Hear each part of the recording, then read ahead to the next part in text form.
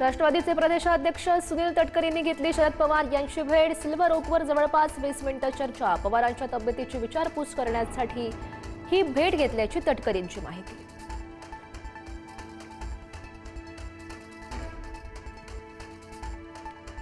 भारताकडे 60 दिवसांचा कच्च्या तेलाचा आणि महिनाभराचा एलपीजी साठा उपलब्ध। इंधन टंचाईच्या अफवांवर विश्वास ठेवू नये, सरकारचं आवाहन। शेअर बाजारात सलग चौथ्या दिवशी घसरण। गुंतवणूकदारांचं 16 लाख कोटी रुपयांचं नुकसान।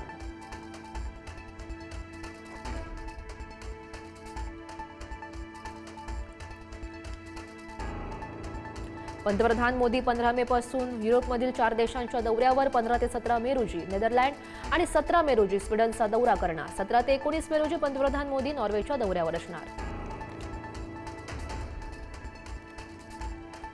पंतप्रधान मोदींच्या काटकसरीच्या आवाहनावर राज ठाकरेंची टीका। पंतप्रधान मोदींनी स्वतःचे परदेश दौरे बंद करून जनतेच्या समोर आदर्श ठेवावा। इंधन बचतीच्या मोदींच्या आवाहनानंतर राज ठाकरेंचं पत्र।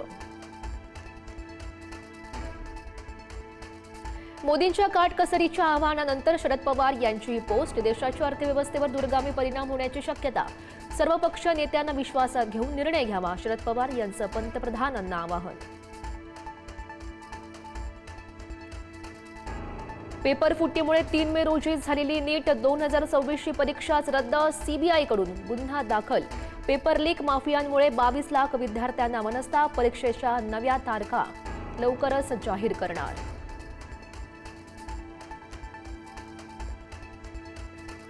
नीट पेपर फुटीचं नाशिक कनेक्शन। नाशिकमधून 30 वर्षीय शुभम खैरनारला अटक। आरोपीनं 15 लाखांना प्रश्नपत्रिका विकल्याचं समोर।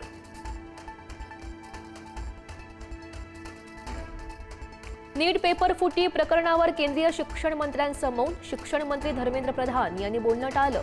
पेपर फुटीच्या बाबत एकाही प्रश्नाचं उत्तर दिलं नाही। मोदींच्या इंधन बचतीच्या आवाहनानंतर जितेंद्र आव्हाड यांचं हटके आंदोलन। घोड्यावर बसून ठाणे महापालिकेच्या समोर निदर्शनं। पालिका आयुक्तांना परिवहन बस सेवेचा वापर करण्याचा सल्ला। सांगलीच्या मोटेवाडीमध्ये भिंत कोसळून 6 भाविकांचा मृत्यू। 10 भाविक यामध्ये जखमी। वादळी वाऱ्यामुळे चिराविटाची भिंत भाविकांच्या अंगावर कोसळली। नसरापूर अत्याचार प्रकरणात पोलिसांच्या हाती ठोस पुरावा। अत्याचाराच्या दरम्यान आरोपीला अडवणाऱ्या मुलांना दगड फेकून पळवून लावल्याचा आरोप। महत्त्वाचा फुटेज पोलिसांनी केलं जप्त।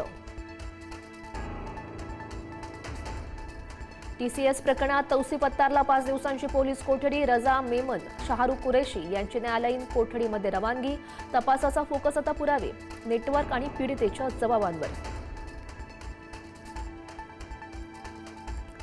निदा खान सापडली, कल्पना खरातचं काय? कल्पना खरातला न्यायालयाचा दिलासा नाही। कल्पना खरातचे अटकपूर्व जामीन प्रकरण लांबणीवर। मे महिन्याच्या 3ऱ्या आठवड्यात पुढची सुनावणी होणार। दारू सोडवण्यासाठी मांत्रिकाकडे गेलेल्या 2 तरुणांचा परतत असताना संशयास्पद मृत्यू। नाशिकच्या बागलाण तालुक्यामधली ही धक्कादायक घटना। धुळ्यामध्ये भुईमुगाची आवक वाढली। भुईमुगाला 7 ते 8 हजार रुपयांचा दर। गतवर्षीपेक्षा 1000 रुपयांची वाढ।